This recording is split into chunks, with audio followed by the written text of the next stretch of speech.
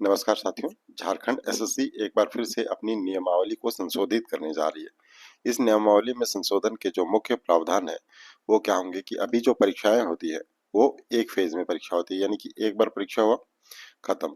ये पीटी और मेंस का झंझट नहीं है आज के टाइम में। ये 2021 से इस तरह की परीक्षाएं हो रही हैं। इससे पहले परीक्षाएं दो चरण में होती थी।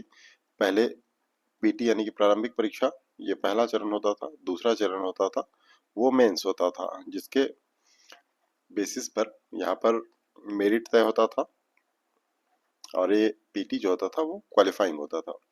लेकिन अब 2021 से क्या है कि एग्जाम सिर्फ एक होता है, चाहे वो एग्जाम कोई भी हो। जिसे हम कहते तो ऐसे मेंस कहते हैं, लेकिन मेंस पीटी का कोई मतलब नहीं बनता है क्योंकि ये एग्जाम एक ही होता है। तो अब जो स्थितियां बन रही है, नियमावली में संशोधन करने की बात हो रही है, तो इससे अब जो है दो चरणों में परीक्षा होंगी। पहले चरण में पीटी और दूसरे चरण में फिर से मेंस होगा। मेंस के आधार पर मेरिट तय होगा। यहाँ पर बात निकल कर ये आ रही कि कई कई बार छात्र संगठनों की भी मांग चल रही थी कि जो सिर्फ एक एग्जाम यदि कंडक्ट किया जाता है तो इसमें हो जाता है धांधली।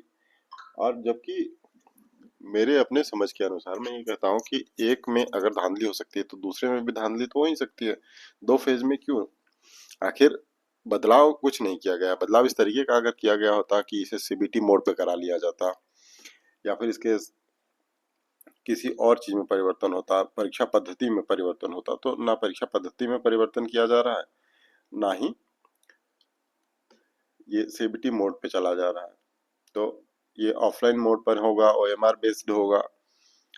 हाँ, ये हो सकता है कि जो लोग दलाली करते हैं, जो धांधली करवाते हैं परीक्षाओं में, तो उनके लिए कमाने का एक और अवसर हो सकता है कि प्रीलिम्स मेंस दो चरण है भाई, तो इसमें इतना लगेगा, उसमें उतना लगेगा। ये एक चीज हो सकता है, लेकिन मुझे मतलब समझ में नहीं आता है। कुछ छात्र संगठन और कुछ लोग का कहना था कि दो चरण में परीक्षा ली जाएगी तो ये बेहतर होगा, लेकिन इस बात से मैं अग्री नहीं करता हूँ। आप अग्री करते हैं नहीं करते हैं इस बात को आप कमेंट बॉक्स पर लिखिएगा, और अगर आप अग्री करते हैं तो आपका तर्क क्या है, और अगर आप डिसएग्री भी करते हैं तो आपका तर्क क्या है, ताकि हम एक दूसरे के तर्क को समझ सकें और बेहतर समझ विकसित कर सकें।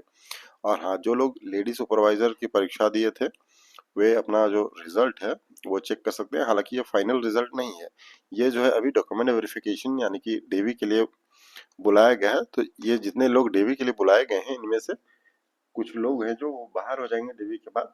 तो आप इसे अपना रिजल्ट देखिए, चेक कीजिए। अगर डेवी की लिस्ट में आपका नाम है तो जाइए डॉक्यूमेंट वेरिफिकेशन कराइए और उसके बाद फाइनल रिजल्ट का इंतजार कीजिए।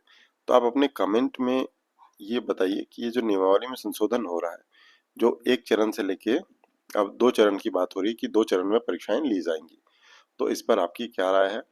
हालांकि जो नोटिफिकेशन अभी ऑनगोइंग है, जिनकी परीक्षाएं होनी है, वो पुराने पद्धति के अनुसार ही होंगी। एक ही फेज में उनकी परीक्षाएं होंगी। एक फेज कहिए या फिर एक चरण कहिए, जो आप कहना उपयुक्त समझेंगे। तो एक चरण में उनकी परीक्षाएं होंगी, और जो इसके बाद जो परीक्षाएं होंगी, नया नोटिफिकेशन आएगा, वो दो चरण में परीक्षाएं ली जाएंगी। लेकिन ये अभी इतना आसान तो नहीं है, क्योंकि यहाँ पर हर परीक्षा के लिए, जैसे सीजीएल के लिए अलग नियमावली बनती है, इंटरमीडिएट स्तर के लिए अलग बनती है, नगर पालिका के लिए अलग बनती है, हर के लिए अलग अलग है। तो सभी में संशोधन करने की आवश्यकता होगी। तो जैसे जैसे नोटिफिकेशंस आने होंगे उससे पहले संशोधन किया जाएगा।